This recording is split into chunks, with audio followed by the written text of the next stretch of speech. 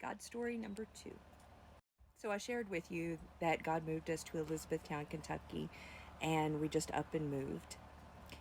But He put us in a small house that we knew that that wasn't where God was calling us to, but that was where God was preparing us for what was next. So I wake up one day and God said, I want to show you something. And I was like, okay.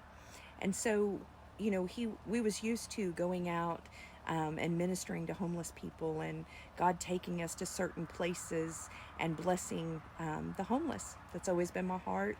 I think it always will be my heart. And God had downloaded a bunch of stuff into me. It was big dreams. One day that we was going to have this big house and we was going to use it as a ministry, and we was going to be able to just love on homeless people. So we get in the car and He shows me to get on the interstate. I get on the interstate and I'm driving, and He's like, take this exit. And I was like, oh, okay, because that exit had a truck stop. So I'm thinking, oh, He's going to bless someone at the truck stop. No. So I get off the exit. He says, merge right. Well, if I merge right, I'm not going to the truck stop. So I'm going down this road, and all of a sudden I just seen like this vision of this yellow house, and I'm thinking, okay. So I said to the kids, I said, all right, kids, we're looking for a yellow house. So we just keep driving down this road, and I start to question myself. I'm thinking, okay, I don't see a yellow house. Like, did I make this up in my head? Like, what is going on here? So I said, okay, kids, I said, we're just going to find a place up here to turn around. I said, I think Mom got it wrong. About the time that I said that, we topped this hill, and this is what we see. The yellow house. Y'all, my faith was stirred, but it didn't look anything like that in the picture. It was abandoned, it was old, it was run down, and we pull up to it and we go in, and it is horrible. It is filthy dirty. I mean, it needed a lot of work, but I knew that God had brought me to my house. I knew He had promised me this house because of all my previous prayers. And the house was laid out in the way that I had specifically prayed for. And so we jump in the car and I go down the road and I knock on these people's door, and I'm like, hey, do you know anything about this house down there? And she was like, yeah, the people had to move to Texas, and it's been empty for a long time. And I was like, do you happen to have a contact, information from them? And she was like, yeah, I think I do. So I go home and I call them. And I'm like, hey, I seen your house, and I was just, wanting to know, would you be interested in renting it? And he was like, no, ma'am. He was really nice. He was like, no, he was like, we just want to sell it and get out from underneath it. Well, God hadn't told me anything about buying a house. I knew we were supposed to rent it. So I was like, okay. Well, I went on and on about this house for 3 weeks. I mean, I cried, I prayed, I did everything. And so I told my husband, I said, I'm going to call him again. So about a week later, week and a half later, I call him again. And I was like, hey, I was just checking to see if maybe, you had changed your mind. He's like, no, we don't want to rent, we want to sell. And I was just like, okay. So I hung up the phone, and my husband was like, there, did you get your closure? Like, they don't want to rent the house. He was like, we're fine where we're at. And I was like, no, I don't accept that.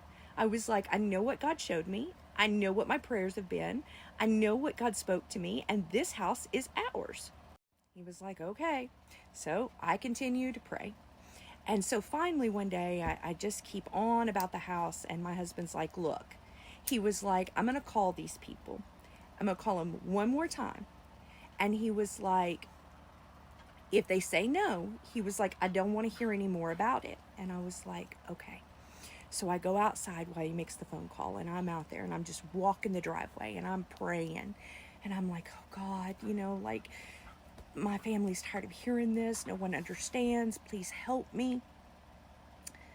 Y'all, my husband come out of that house. He was as white as a ghost. I said, what did he say? He said, Shauna, they're going to rent the house to us. He said, when I called and told him who I was, the guy said, yeah. He said, I was just fixing to call you. He said, me and my wife have been talking about it, and we're going to rent the house to you. Y'all, I started dancing in my front yard like David. What the Lord had just done was absolutely amazing. It blew my mind. But then it gets even wilder. So the guy tells us, we will come down from Texas and we will meet you in a month to sign the lease and give you the keys, pay the money. Guess what? We didn't have the money. No, we didn't have the money to pay. It was several thousands of dollars, but in that month's time, God provided the money. But then God started giving me the dreams and showing me in these dreams what each room of this house would look like. So what did I do? I started going in, buying all of this stuff, painting it, remodeling it. I mean, we worked on that house from sun up to sundown in a house that we had no rights to yet. So one night we had some people over from the church and they was helping us. And I'm painting, and this woman says to me, she said, Shauna, I'm not trying to be rude, but she said, aren't you a little concerned that you've spent all this time and this money and everything into a house that you have no legal rights to? Like, it's not yours. I just steadily kept painting. I said, no. I said, God gave me this house, and I said, he's not going to take it away from me. So the time came for us to meet the people at the house to sign the lease and get the keys. When they walked in there, they was just like blown away. He was like, oh, this looks really nice. I was like, yeah, we went ahead and started on it. So we had this house completely remodeled, and it wasn't even ours yet, but it was, because I knew what God had said, and I had already seen how God had moved in this situation. So there was no doubting. So this is the reason why I'm sharing these stories with you. These stories is what saved my life about 3 years ago during the darkest time of my life. I would go back to my journals and I would read and I would remind myself of what God had done and how he had showed up so mightily. And I just knew that he would show up again. Y'all, when I met Jesus, I had never been churched. I didn't know anything about religion or anything. When the Bible said it, then to me, it was truth. So there was not much doubting in me. When God spoke, I moved, and I still do to this day. And I am telling you, when you dream big with God, it is fun. It's exciting to watch God when you see these circumstances and you see how God orchestrates everything and he moves on your behalf and he makes things happen. And that's the reason why I want to encourage you. I want to encourage you to dream big, to live every day in radical faith and watch and see what the Lord does.